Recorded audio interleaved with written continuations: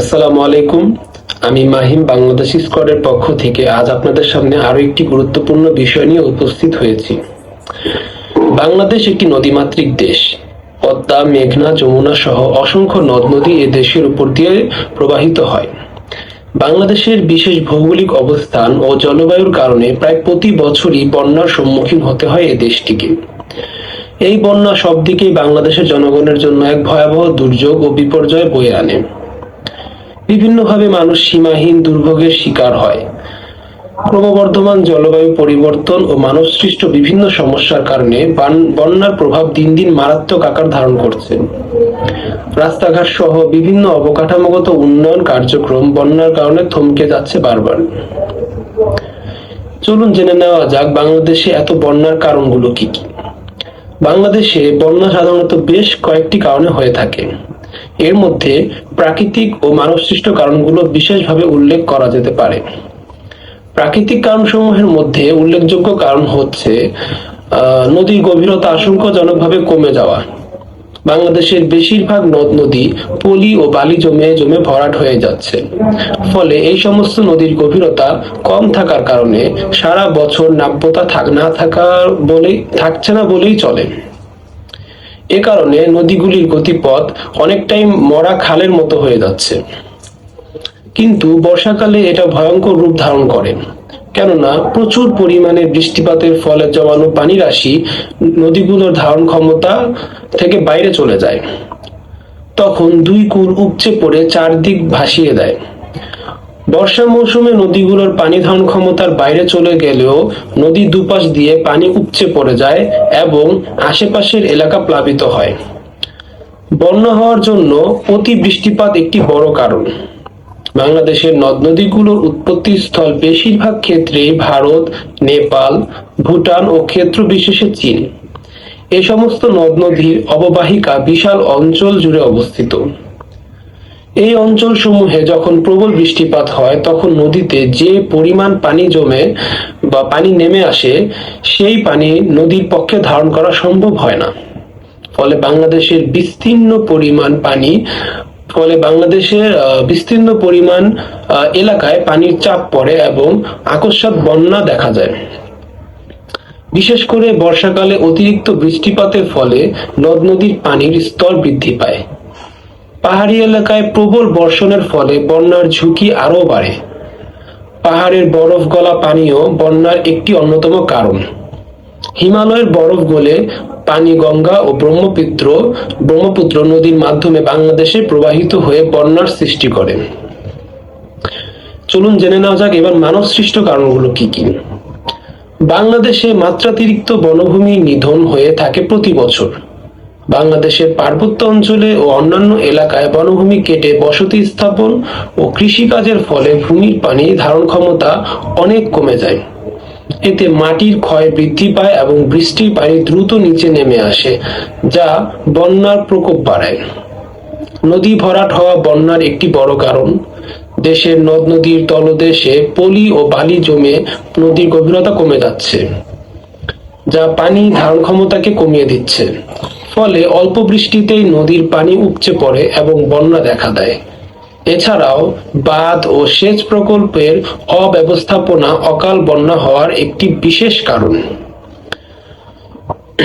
নদীতে বাঁধ নির্মাণের ফলে প্রাকৃতিক পানি প্রবাহ ব্যাহত হয়। এতে বন্যার ঝুঁকি বৃদ্ধি পায় এবং নিকটবর্তী এলাকার জনগণের জীবনযাত্রা বিপর্যস্ত হয়। আসুন এবার জেনে নেওয়া যাক বন্যার জন্য কি কি সমস্যা মানুষ ফেস করে বা মানুষ সম্মুখীন হয়। বন্যার কারণে কি কি সমস্যা মানুষ সম্মুখীন হয়। বন্যা বাংলাদেশের মানুষের জন্য অনেক সমস্যা সৃষ্টি করে, এগুলো আমরা সবাই জানি। তবে এসব সমস্যা পরিবেশগত, স্বাস্থ্যগত, অর্থনৈতিক ও সামাজিক দিক থেকে গভীরভাবে প্রভাব ফেলে। বন্যার কারণে ফসলি জমি প্লাবিত হয়ে কৃষিক্ষেত্রে ব্যাপক ক্ষয়ক্ষতি হয়। ফলে দেশের কৃষকরা তাদের জীবিকা হারায়। বিশেষ করে ধান, পাট ও অন্যান্য খাদ্যশস্যের ক্ষতি হওয়ায় খাদ্য সংকট দেখা দেয়। এছাড়া গবাদি পশুর মৃত্যু ও আশ্রয়হীনতার সমস্যাও দেখা দেয়। এক্ষেত্রে অর্থনৈতিক ক্ষতি দীর্ঘমেয়াদী হয়ে থাকে। পুকুরে মাছ চাষ করে অনেক মানুষ অর্থনৈতিকভাবে লাভবান হয়ে থাকে। অনেকের এটাই একমাত্র পেশা হিসেবে দেখা যায়, কিন্তু বন্যার কারণে অল্প সময়ের মধ্যে তাদের সকল চাষকৃত মাছ বন্যার জলে ভেসে যায়। এবার 2024 বন্যায় শত শত কোটি টাকার মাছ বন্যার পানিতে ভেসে গেছে বলে সংবাদ মাধ্যমে দেখতে পেয়েছি আমি। চলুন, বন্যার সম্বন্ধে অনেক কিছু জানলাম, এবার বন্যা প্রতিরোধের উপায়সমূহগুলো জেনে নিই। বন্যা প্রতিরোধের জন্য কিছু প্রাকৃতিক ও কারিগরি ব্যবস্থা গ্রহণ করা প্রয়োজন। যদিও সম্পূর্ণভাবে বন্যা রোধ করা সম্ভব নয়, তবে সঠিক ব্যবস্থাপনার মাধ্যমে এর ক্ষয়ক্ষতি অনেকাংশে কমিয়ে আনা সম্ভব। নদী ব্যবস্থাপনা ও পলি অপসারণ করে নদীর নাব্যতা ফিরিয়ে আনা সম্ভব অনেকটাই। নদীগুলো নিয়মিত ড্রেজিং বা পলি অপসারণের মাধ্যমে পানি প্রবাহের সঠিক ব্যবস্থা নিশ্চিত করা জরুরি। এতে নদীর গভীরতা বজায় থাকবে এবং অতিরিক্ত পানি সহজেই প্রবাহিত হতে পারবে। দেশের আনাচে কানাচে অসংখ্য খাল এবং নালা বন্ধ করে দেওয়া হয়েছে। একসময় এই খাল ও নালাগুলোর উপরে কাঠের সেতু কিংবা পাকা সেতু ছিল। এ সমস্ত নালা বন্ধ হয়ে যাওয়াতে অঞ্চল ভিত্তিক পানি সরে বড় নদীতে পড়তে বাধাপ্রাপ্ত হচ্ছে। এছাড়া অসংখ্য খাল ও খালের পাড় দখল করে মানুষ সেখানে বাণিজ্যিক কেন্দ্র কিংবা বসতি স্থাপন করেছে। এদের কাছ থেকে খাল উদ্ধার করে সঠিকভাবে খনন করে যদি পানি প্রবাহ তৈরি করা যায়, তাহলে বন্যার বিপরীতে একটি প্রতিরোধমূলক ব্যবস্থা নেওয়া সম্ভব বলে আমি মনে করি। বাঁধ ও সেচ ব্যবস্থার উন্নতি।